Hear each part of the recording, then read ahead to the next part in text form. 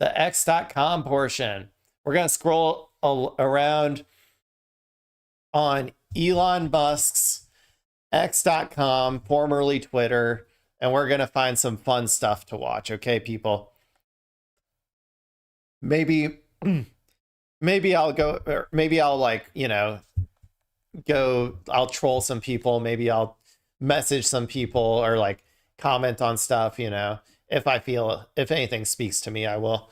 But okay, let's see here. What is this? The biggest partisan leaning political YouTube channels in Q1. Oh, where are my people? Do you think I'm on here? Nah, I'm not. Not big enough yet. One day, though, one day. Let's see.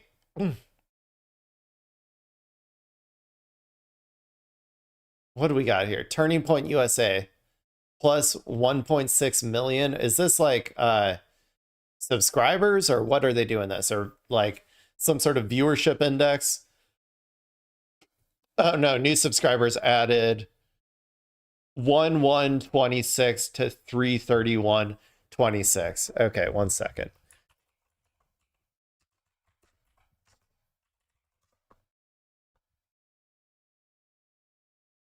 Interesting. This is only these 3 months. I was curious about Turning Point USA because that seems insane, right? Am I wrong about that? Like, I mean, I know that like Charlie Kirk just fucking died like last September is what September 10th is what it said. And like maybe they were still getting a boost from that, like from that happening recently, but like I also know that they like I think that they've been botting like crazy hard since like from what I remember or whatever from like that like halftime, that fake halftime show that they put on. But it's the hot, yeah. So are you saying like the high schoolers are into Turning Point USA? I mean, I'm not so sure. But yeah, I don't know. But let's see what else we got. More Perfect Union. I mean, I watch More Perfect Union. Nick Shirley. God damn it. Fuck our society, dude. Nick Shirley is number 3. Are you kidding me? God, okay. Midas Touch, whatever. Fox News, Daily Show, Tucker Carlson, MS Now. Breaking Points. They are light blue. I do watch them. Zateo, I watch them. Then Don Lemon, Brian Tyler Cohen, Asmongold. Where's Hassan? I guess he's not on YouTube. That makes sense. Candace. I thought Candace, I guess this is growth though. This is super sketch to me. Can you also, do you guys also see a little bit of a weirdness here? And that, do you see this nice, clean exponential line, or like this nice clean line going here? And then all of a sudden, like, I don't know. They found the frenulum on this bar, if you know what I'm saying. You have to watch the previous section of this stream to understand that. Okay. Anyway, let's move on. What do we got here? That's an ad.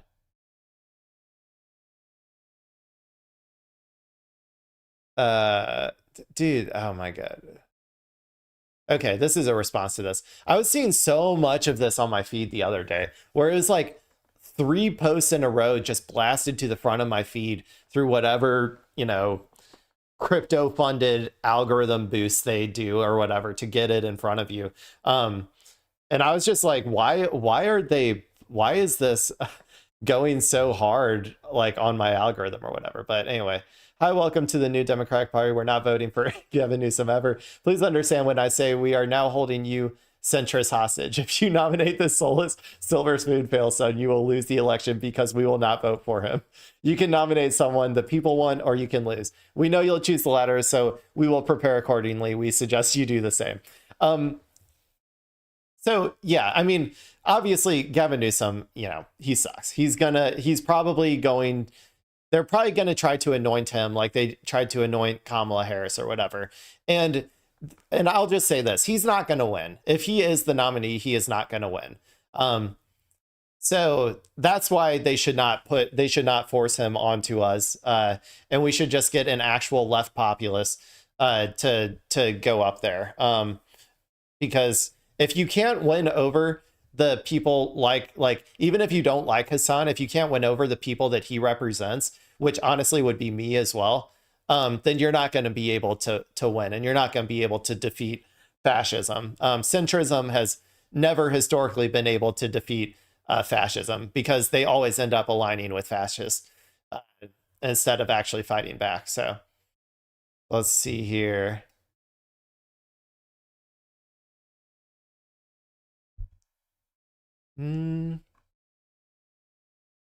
Oh yeah, Hassan did have an actual mini doc, I think, that he posted of like an edited piece of content, like more like a documentary than he usually does. So I might have to watch that. What else? What's this? AOC? Party's official platform, in my opinion, is good on Palestine. I don't think either party right now is doing justice to Palestinians. That doesn't mean that they're the same. I think that a Donald Trump presidency would be absolutely catastrophic. I mean, he's coming out here saying finish the job of a genocide. There's a lot of people with our politics that are having a hard time getting there in terms of supporting Kamala Harris. How do you think we help them get there in November to beat Trump? Yeah. So this is an old video. This is pre-Kamala. And was exactly what people were arguing at the time, is that you can't, how is anyone supposed to get on board with Kamala if she can't distance herself at all from Biden and perpetuating the genocide of the Palestinians? Like, you're not going to be able to. And that's like probably the whole reason why she lost, even though they won't release the autopsy. That's probably why she lost. Well, I mean, I think, first of all, and I'm not just saying just because Muslims didn't vote for her. I'm saying because like so many progressives just sat on the couch and didn't feel like it was worth it to go out there and try and vote for Kamala because she wouldn't distance herself from Biden on that, and like a myriad of other issues as well. It's important to emphasize how valid it is. We're looking at over 40,000 Palestinians that have died under Israeli bombardment, and the current U.S. administration has been continued to provide weapons to Israel that have been dropping on innocent Gazans. To me, when I process this, I weigh through all of the people living under extreme levels of oppression, especially outside of places even like New York. I think about the women that are bleeding out in ER rooms because they live in red states. I think about trans kids that are living in places where their entire families are trying to figure out if they need to pack up their entire lives and move somewhere else. We have to hold all of those things at once. And so to me, the conclusion that I've come to is having more people suffer to put on top of the already horrific suffering that's going on in Gaza is not something that I think I'm comfortable with. Oh, I missed that last part. More people suffer to put on. Okay, so she's kind of like being like, yeah, okay. Yeah, Trump will make lots of Americans suffer as well. And obviously, like, okay, there is a difference between Trump and, say, Kamala or whatever. I don't think there would be that huge of a difference in terms of foreign policy, but there is a difference in domestic policy. But there's also a difference in, like, we're going to have more impact or more ability to impact and affect change, I think, in other aspects other than electoralism, if we have a Kamala Harris in charge instead of Trump. So, I mean, you can phrase it kind of like that or whatever, but it's really hard to, like, I'm not going to go out there and be like, yeah, I'm gung-ho for Kamala Harris when she's out there, like, wanting to have the most lethal military in the world, or, like, you know, being a huge, like praising, like, ICE or whatever. Like, if she's going to go out and do that, then I'm not going to go out there and, like, stump for her. Like, that's not my fucking job. Like, she should just, if she wanted to win, she should have just ran a different campaign, a better campaign. And if she said more things that I agreed with, then I would go out there and stump for her. Let's see, what do we got here? Inhumans of Capital. I don't know this this one, but liberal feminists. You didn't vote for Kamala because you don't care about women, you privileged, misogynist piece of shit. Proletariat feminists. Her party just murdered thousands of women and girls. Palestinian mothers are having C-sections without anesthesia. Yeah, I mean, this type of feminism, it really it doesn't hold that much water. When it's only like particularly like liberal white feminism, that's when it like, yeah, I don't know. It can be used to justify atrocities abroad and stuff, and it's not okay. Oh, this is the one. Ilhan Omar is saying to invoke the 25th Amendment. Now, maybe we can actually get maybe we can get some Republicans on board if we just like only read this part down here, the praise be to Allah. Do you think they would come on board if we just like, you know, took out the rest of that stuff and just showed them that part? Like, are you okay with Trump saying praise be to Allah on Truth Social? Then maybe we can get some people on board. We got some Kyle Kalinske posting. Let's see what we got. Either peace or there will be tragedy for Iran far greater than we have witnessed over the last 8 days. Remember, there are many targets left. Tonight's was the most difficult of them all by far. Okay, we got just the classic memes. We got Trump in a straitjacket. We got Lil Marco trying to reach the vodka. We got Keg's breath, you know, ripping some fat shots before he has to give his next press conference. And then we got JD Vance just looking like, I don't know, like a deep fake in real life, basically. Okay, what do we got next? Abdul, can I ratio with a picture of Abdul El Said? Yeah. If you do live out there, I forgot where it is. That's Michigan? Where is he? It probably says here, right? Yeah, Michigan. I don't remember what district exactly. But yeah, if you're in that district, Abdul is way better than McMorrow. She gave a policy paper to AIPAC, so don't trust her. What else we got? Man, I'm losing my voice. Sometimes because I have to sit back for the way that like I have my setup right now isn't ideal. Where my camera is, I have to look up. And so then I think that my voice, like my vocal cords get like stretched in a weird way that, I don't know, it's not helpful. Okay, what do we got?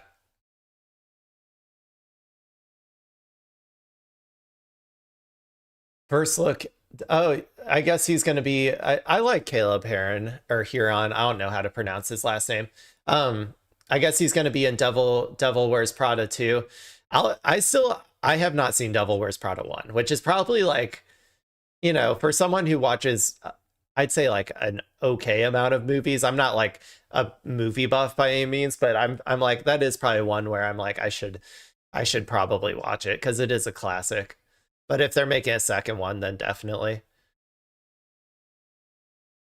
Okay, this says, oh, I was going to watch some of the Easter Day stuff or whatever, but then I figured we would probably get some stuff on Twitter that would be fun to watch. So, okay. This is reporter. How would it not be a war crime to strike Iran's bridges and power plants? Trump says they're animals. Let's see. 45,000 people in the last month. More than that. I think it could be as much as 60. 60,000, that's the next number. Animals. And we have to stop them, and we can't let them have a nuclear weapon. Very simple. They want a nuclear weapon. They've been trying for a long time. I stopped them. See, he prepped us for our ticker, counting the amount of protesters that have died. It's going to go up to 60,000 next time, apparently. Soon it'll be all 90 million. Every single person in Iran was a protester, and they all got in a giant circle, and they all pointed a gun to the person at their left. And then on the count of 3, they all shot each other, and all 90 million people of Iran, they were all protesters. They all died on that one day. Sorry, I make myself laugh. I make myself laugh with my. I mean, really, he's making me laugh with the absurdity of how he behaves. But see, this is what I'm saying. They're memeing on us too good, man. The Iran army media, dear Americans, your president is a pedophile. I can't argue. I can't argue with that. How am I supposed to argue with that, people? How am I supposed to argue with that? What else we got? Republicans happy to commit genocide to preserve ruling class interests. Democrats same shit but with the white savior complex.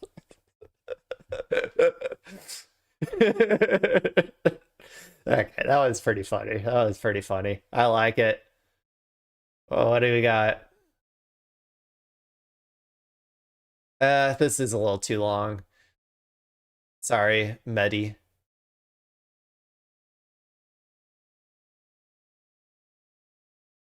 Oh, damn. Yeah, I mean, if so I always say take these videos with a grain of salt, right? Because you never know, like they don't give you the entire, the entire prelude to what's happening or whatever. But I do know that there have been some like very mild anti-war protests in Israel. Okay. I think that last I heard it was like a few hundred, maybe a few hundred people joined them. But yeah, so this video apparently, and I don't know if this, again, I don't know how accurate this is, but aggressions in Israel are on the sharp rise, and a car, I would assume some Israelis ran over anti-Zionist Jews who were peacefully demonstrating for peace. And to be clear, the people who are out there going to the anti-war protesters, that is very brave to do in Israel, because they are so far along the fascist pipeline at this point that they are like, they're rabid basically, like when it comes to anybody who goes even mildly against the the fascist ideology that they're force feeding everyone. So like I would believe that this could happen, but anyway, let's see what's going on.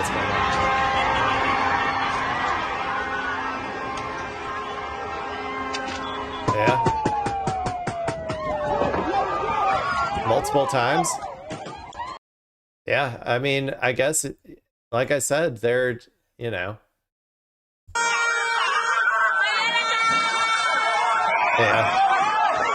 No, they're definitely like, I would not be surprised if someone goes out there and like mows down the anti-war protesters with a fucking gun. Like I seriously, I'm not going to be surprised if that happens. That's why I say it is brave for them to go out there and do their anti-war protests. And I commend them for that. There's not a lot of them. I wish there were a lot more in Israel. I really do. But the ones that are out there and are actually protesting, it is incredibly brave of them to do, and they deserve credit. Okay. This says, in making sense of a complex event, it's often best to start with the facts and then work backwards from there. So what are we to make of this week in Iran? My theory is we just saw, okay. Yeah, no. Yeah, no. Sorry, buddy. That's too long. Crystal Ball says, this seems more plausible to me than the official narrative, but even if we accept the official story, it just how fraught with danger any extended ground invasion would be. I don't know what he said. It was too long, people. I'm going to go ahead and say that the next funny one that I find is probably going to be the last one, just because my voice is starting to go out. So if we get another funny one, people, that's going to be it. Okay, let's see what we got. What do we got? Graham Plattner on U.S. support for Israel. Not a single taxpayer dollar should be spent on arming and defending a country that commits genocide. I would absolutely, yeah, of course. And he's completely in line with the American populace when he says that. Do you want to know what's funny? At first, I thought this video was him like shaving this guy's head. Like I was like, why is he? Because I thought he had like a straight edge like razor or something, and he was like shaving this guy's head. But now I realize he's doing the what's it called?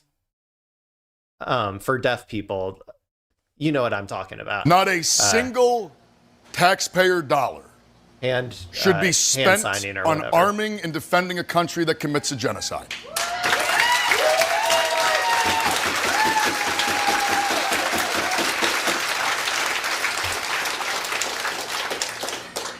I would absolutely support Senator Sanders' bill to restrict military aid, but I'll be entirely honest, looking down the road, this is a nation that right now is exterminating people. It is going to be very difficult for me to ever be able to look at them again and see someone that we should be working with closely. Yeah. Okay, and also, I say that that's not far enough, to be honest. I don't think it's far enough. You should sanction Israel, number one. They should not be allowed to use any of the, if we're going to sanction fucking Russia, then yeah, we should sanction Israel. But also invade Israel. Like, we need to stop them. We need to militarily stop them from constantly going to war with every country that's around them, and that might not happen until you fucking invade them. So that's my other policy solution, is invade and occupy Israel and force them to be peaceful, like at the fucking end of a gun. Like, that's literally the only way it's going to happen at this point, it feels like. An immense amount of work is going to have to be done, in my opinion, to fix that relationship, because what I am witnessing now is the height of horror. And the fact that it is being done by bombs that are built in this country and paid for with our tax dollars is utterly unconscionable, and it needs to end. Yeah, I agree. That's our favorite former Nazi turned Antifa super soldier right there. Telling it like it is. Timu. That AI ass image is Timu. Okay, what do we got? Okay, yeah, this is sad. Yeah, they're doing war crime after war crime in southern Lebanon, man. They're literally destroying entire cities. Like I said, like I always say, killing civilians and destroying civilian infrastructure does not win wars, okay? They're not going to be able to defeat Hezbollah. They're going to, Hezbollah will push them out eventually. So let's see. Here's Hillary Clinton 2008, back before she was going to run against Obama, I think. When Obama, I think, presented himself as an anti-war president, if I remember correctly. I want the Iranians to know that if I'm the president, we will attack Iran. Whatever stage of development they might be in their nuclear. This is a liberal, by the way, people. This is a liberal. Listen to how the liberals talk about the liberals of yesteryear, of how they talk about war and how, gung-ho they are for weapons it. Program in the next 10 years, during which they might foolishly consider launching an attack on Israel, we would be able to totally obliterate them. That's a terrible thing to say, but those people who run Iran you shouldn't have said it. Understand that, because that perhaps will deter them from doing something that would be reckless, foolish, and tragic. I want the Iran. Yeah, no wonder you fucking lost. With policies like that, yeah, no wonder you fucking lost. Okay, what else we got? Let's look for something fun, people. That doesn't look like fun. That looks like an ad. That's not fun. What is this? Yeah, that doesn't look like fun. I'll go ahead and watch this because it goes into what I was talking about earlier about Kamala.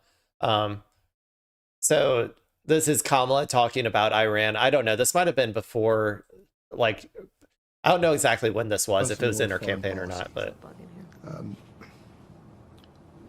Which foreign country do you consider This to be audio our is wild. greatest adversary? Well, there are different reasons that we should be thoughtful about each. Most recently, I think there's an obvious one in mind, which is Iran. Mm-hmm. And look, I mean, I've said before, I still think we would be in war with Iran if Kamala was in charge. I'm just saying, like, the timing, Israel knew that their time was coming to an end of having democratic support or whatever. Like all of the foreign policy hawks who have been planning war with Iran for the past 30 or 40 years, like they realized that if we don't do it now, we might never get to do it. Like, so I think that she would have, it might have looked different, and people might have, a lot more liberals might have been on board with it. But like, I do think that she probably would have ended up going to war with Iran as well. Iran has personally. American blood on their hands, okay? And what we saw in terms of just this attack on Israel, 200 ballistic missiles, what we need to do to ensure that Iran never achieves the ability to be a nuclear power, that is one of my highest priorities. So if you have proof that Iran is building a nuclear weapon, would you take military action? I'm not going to talk about hypotheticals at this moment. Let's hit on some more. There's not going to be peace in the Middle East until Iran gets a nuke. That's kind of my opinion. Once Iran has a nuclear umbrella firmly over itself, then there may finally be a chance, because then Israel won't be able to unilaterally destabilize the entire region constantly. So, what do we got? Nina, evil, pure evil, Ben Gavir. Every time I see him, I want to kill myself, dude. What else we got? Okay, what's this? Come on, give me something funny, people. Ooh, oh, okay, guys. I think this might have to be it. If this is what I think it is, okay. I think this might have to be it. Let me see if I, well, we'll just do it like that. So, guys, I think the straight might be opened. Let's go ahead and listen. Let's listen to Hexeth have a, there won't be any weird butt sounds that happen here. Let's see.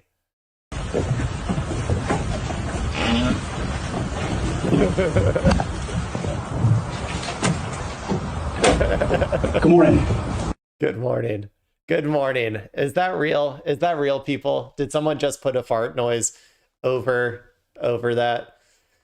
Maybe that's maybe that isn't real. I don't know.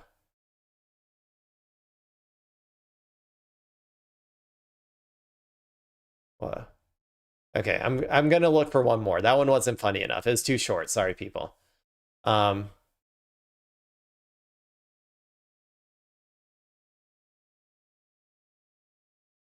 Wow, look at these numbers.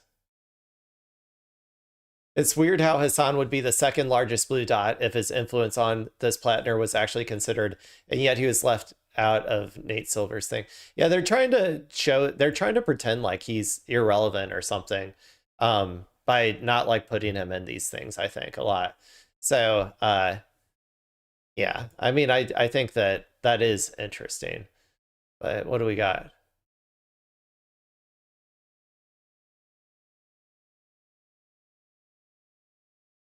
Is this one funny?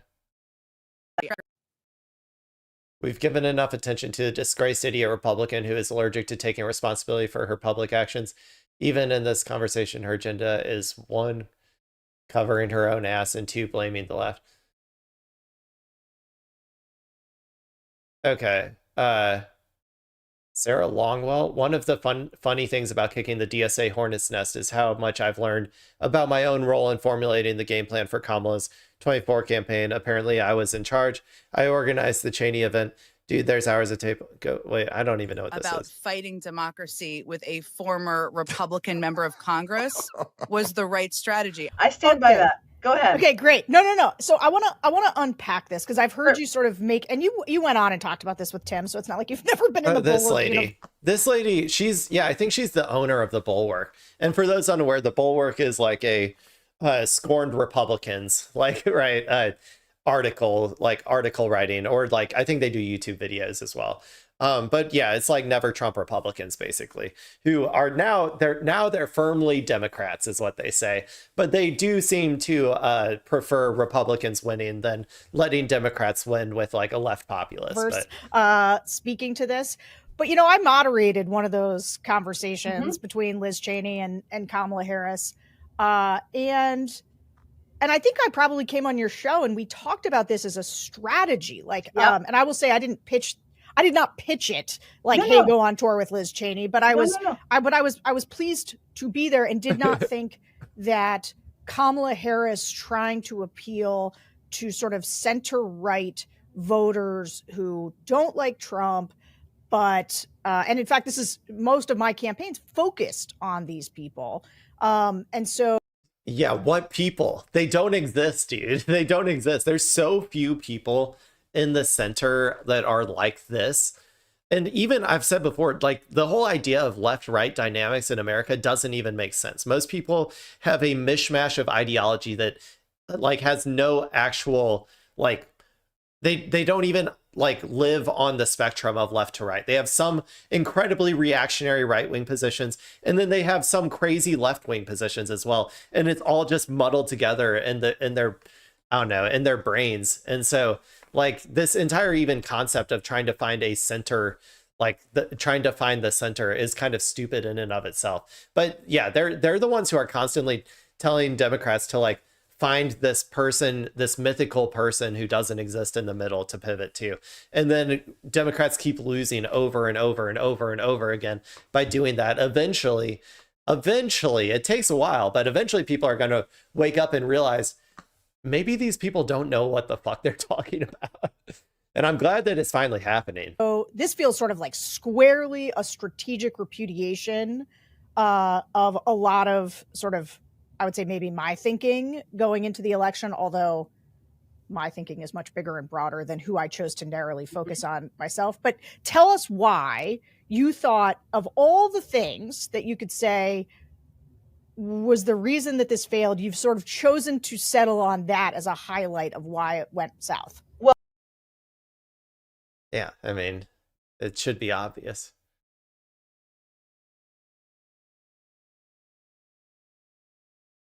Joe Biden is the only president in the last decade who never started a war. I don't think so, buddy. I would consider genocide even worse than war.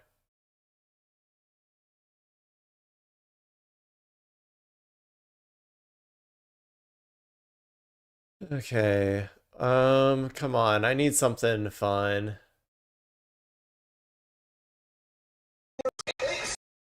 This is, I guess, SNL UK. It's Easter! That's right, the time of year where we celebrate the only murdered Palestinian we're allowed to talk about. See, that's a pretty good joke, dude. Jesus, he was Palestinian, baby. Like, yeah. Man, that was a good one. That was a good one. See, that would have been funny enough, probably. Okay, I need to...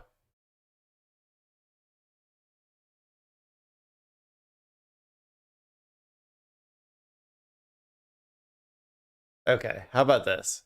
Is this one gonna be funny? Okay, guys, I'm gonna trust. I'm gonna trust that this one's gonna be funny, and then I really gotta get out of here. Okay, people. So this is from Fear and, Hassan's apolitical podcast or whatever. And this is Austin Show.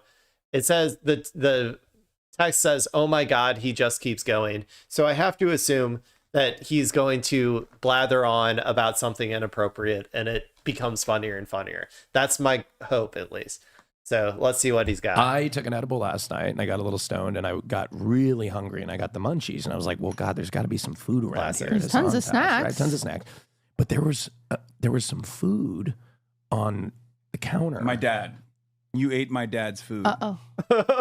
I ate your dad's food? Yes. I what? Wait, stop. Wait. Oh my God. Was it like an order that was Chinese clearly... food. No, it was Chinese food, and I Oh my God. I opened it up, and it's my favorite. It's like the onion Okay, yeah, dude, you can't if you're staying at somebody's house. I know Austin like stays over at Hassan's like basically on a weekly basis to do this podcast. He's pretty much family if I had to guess. But still, you shouldn't just eat whatever food is like sitting out because obviously that could belong to somebody else. Pancakes with my a little God. dip, and I ate one, and I dipped it in, and I said, just He's one gonna bite. I blame was like, one bite. he's gonna blame the weed though. I guarantee it, man. And I put it back. And Where I, was your dad? And I don't know. He was upstairs. Nobody was around. And I took a bite of it and I was like, man, this is delicious. So I put it back and I felt really guilty. I was like, God, that must be his dad's food. But then I said, You did not think it was no, my no, dad's food. no, I did. Because I saw him eating it. So you knew it. You're like, So I took it and I snuck and I just fucking took the whole box. And then I went upstairs. you took the whole box of scallion pancakes. Yeah. And I ate it in the room. And then I came down and snuck downstairs and threw it away in the trash just so nobody would see me. Austin, that's crazy. And then That's and I was on a crazy. tear and I couldn't help it even further. I went down and I opened up Oh no, he's gonna keep going, dude. another box and there was a Dude, the munchies got him acting crazy. tear and I couldn't help it even further. I went down and I opened up another box and there was a roll. A spring roll. A spring roll. Dude. You ate my dad's entire Chinese. Did your dad eat it all? And I fucking ate the spring roll and I fucking I haven't looked even around and I seen him. Maybe he died. threw My the dad box was away. starving. Oh my God. And then I helped myself to some going. Turkish bread. Oh my gosh, Vegan dude. bread. And I just took it out of the packaging. He thinks it's a restaurant. It's his friend's house. And I ate it. And then Dude, what more?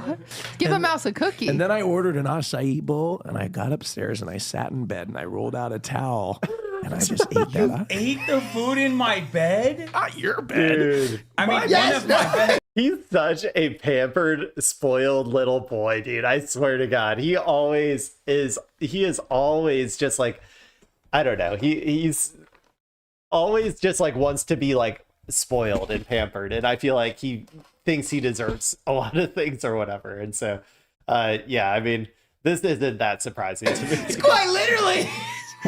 One of my beds. And I was like, it's not a hotel, Austin. What the fuck is wrong with you? So delicious. I didn't even make a mess. You wouldn't have even known about it had I not brought it up.